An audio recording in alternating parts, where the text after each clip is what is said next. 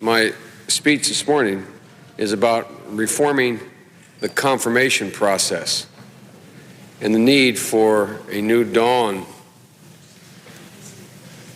with regard to how we conduct ourselves relative to the confirmation process involving Supreme Court nominees. Folks, here's how it works.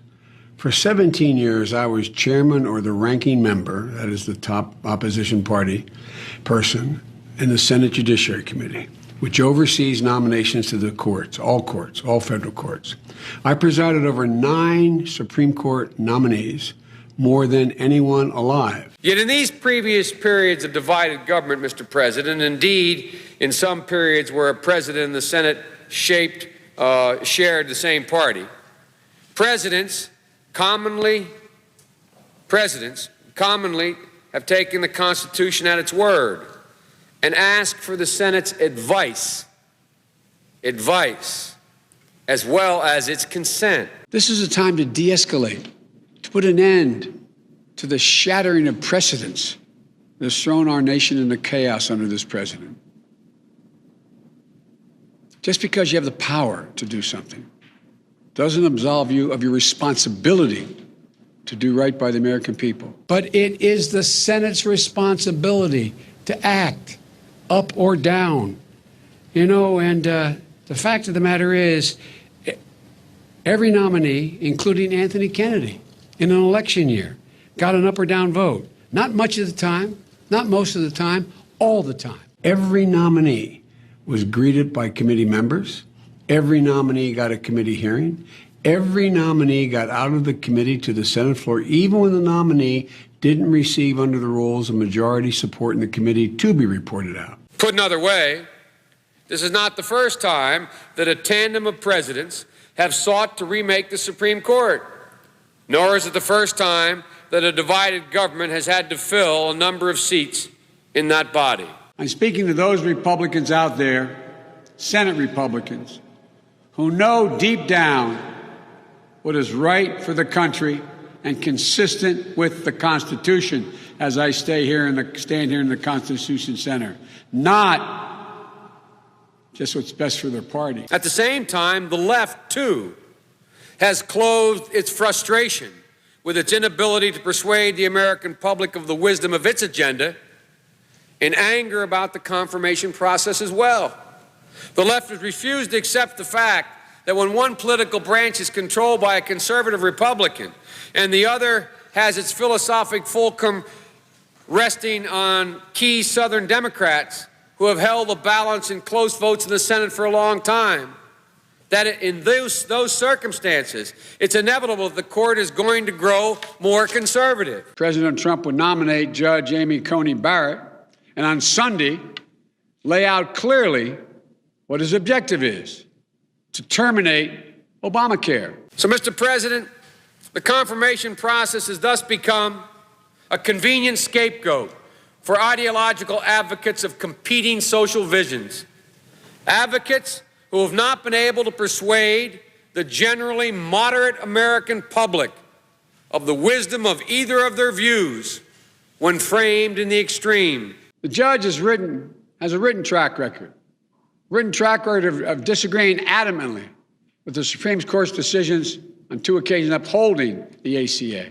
In effect, then, Mr. President, these advocates have joined in an ad hoc alliance, the extreme right and the extreme left, to undermine public confidence in a process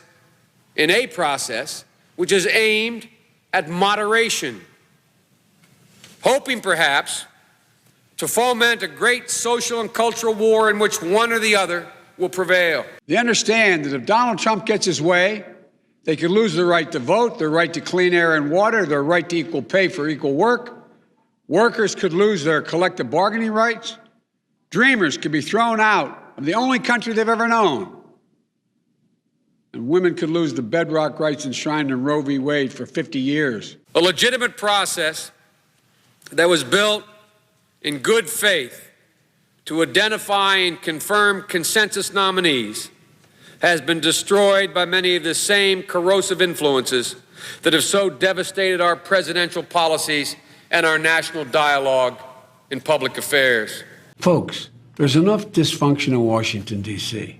Now is not the time to spread that dysfunction from the Congress to the Supreme Court. Never before in our nation's history has a Supreme Court justice been nominated and installed while a presidential election is already underway. While only 1 in 4 Supreme Court nominations has been the subject of significant opposition, the figure raises to 1 out of 2 when such nominations are acted on in presidential election years. We're setting an incredibly dangerous precedent in the institution that I love, that I served in 36 years. Where the nation should be treated to a consideration of constitutional philosophy, all it will get in such circumstances is a partisan bickering and political posturing from both parties and from both ends of Pennsylvania Avenue. And the longer the vacancy remains unfilled, the more serious the problem, the greater confusion and uncertainty about safety and security. Others may fret that this approach would leave the court with only 8 members for some time. You know, if you have 8 justices on the court, Justice Scalia himself wrote that it raises, quote, the possibility that by reason of a tie vote, the court will find itself unable to resolve significant legal issues presented by the case. But as I see it, Mr. President, the cost of such a result, the need to re-argue 3 or 4 cases that will divide the justices 4 to 4, are quite minor. And there's real consequences for continuing to leave this post vacant. You report on it every day. Report on what the 4 to 4 votes mean. Report on the disparate application of federal law and the constitutional law in different parts of the country. This is not healthy. It is my view that if the president goes the way of Presidents Fillmore and Johnson and presses an election year nomination, the Senate Judiciary Committee should seriously consider not scheduling confirmation hearings on the nomination until after the political campaign season is over. Please follow your conscience. Don't vote to confirm anyone nominated under the circumstances President Trump and Senator McConnell have created.